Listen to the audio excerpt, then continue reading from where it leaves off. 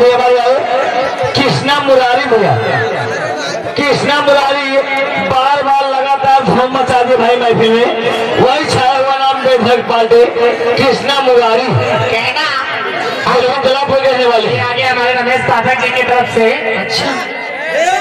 लगा 21 रुपए का बेहतरीन पुरस्कार कहना क्या चाहती है काय फरमाइश आई। आगे हमारे मदन पाठक जी की तरफ से 200 रुपए इनाम, 100 रुपए कंपनी के लिए आए हुए हैं। अच्छा 200, लेकिन कहना उनके लिए है खटिया ज्यादा लगे, लेकिन पहले 200 को 1500 का अच्छा।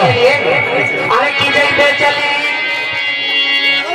अरे की जई पे चली, अरे की रस लई लियो पाल मो चई पे चली, रस लई लियो पाल मो चई पे चली, लई लियो पाल मो चई पे चली।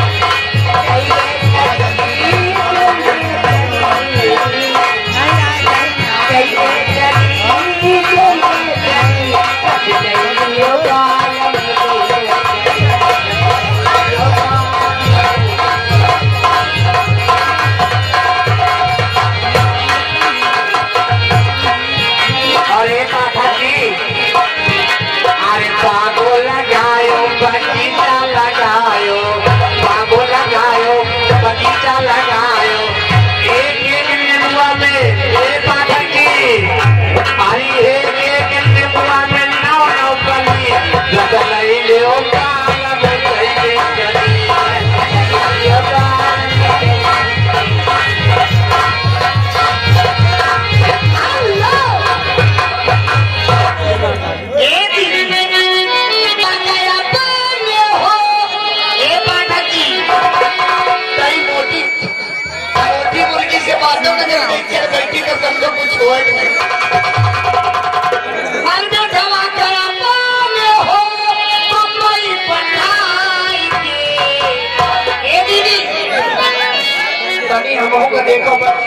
देखो बेचारे